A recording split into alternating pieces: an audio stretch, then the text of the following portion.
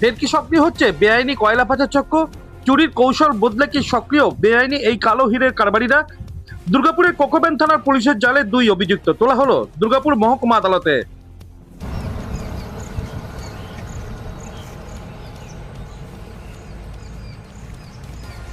ঝাড়খণ্ড থেকে কয়লা বোঝায় 2টি ট্রাক এসে দাঁড়িয়েছিল কোকোবেন থানার অন্তর্গত অঙ্গদপুর শিল্প তালুকে।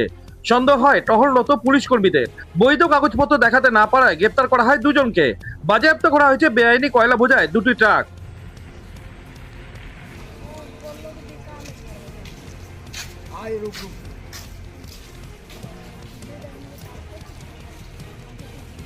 কোন কোন কারখানায় ঝাড়খণ্ড থেকে বেআইনি পথে কয়লা ঢুকছে ধৃতদের নিজেদের হেফাজতে নিয়ে জেরা করে জানতে চাইছে কোকোবেন থানার পুলিশ। রাজ্যে সুশাসন প্রতিষ্ঠিত হয়েছে, মুখ্যমন্ত্রী হয়েছেন শুভেন্দু অধিকারী। তৃণমূল জামানার মতো দুর্নীতির সঙ্গে কোনো আপোষই করবে না রাজ্যের বিজেপি সরকার। প্রতিক্রিয়া বিজেপির জেলা মুখপাত্র সুমন্ত মণ্ডলে। তৃণমূলের আমলে অনেক দুর্নীতি, অনেক চুরি এই কয়লা কারবারিরা করেছে, কিন্তু এখন ওরা ভুলে গেছে যে এটা বিজেপির আমল।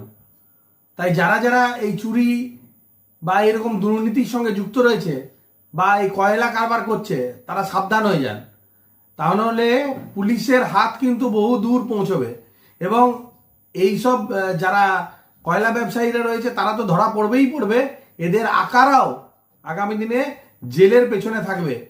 এটা কিন্তু ভারতীয় জনতা পার্টির সরকার এখানে চুরি, জোচ্চুরি, চিটিংবাজি এইরকম যারা করবে তাদের ভবিষ্যৎ কিন্তু কারাগার হবে। কেন্দ্রীয় তদন্তকারী সংস্থা স্ক্যানারে রয়েছে বেআইনি কয়লা পাচার। ক্ষমতা এসে রাজ্যের বিজেপি সরকার সাফ জানিয়ে দিয়েছে বেআইনি বালি কয়লা তারা চালাতে দেবেন না। তৎপর হয়েছে আসানসোল দুর্গাপুর পুলিশ। তার প্রমাণ মিলল কোকোবেন থানার পুলিশের জালে 2 অভিযুক্ত গ্রেপ্তার হওয়ার ঘটনাকে ঘিরে। 2 জনকে জেরা করে পুলিশ আরও তথ্য পেতে পারে বলে মনে করছে। দুর্গাপুর থেকে অনুরাধা সিংগুপ্ত রিপোর্ট, খাঁটি খবর।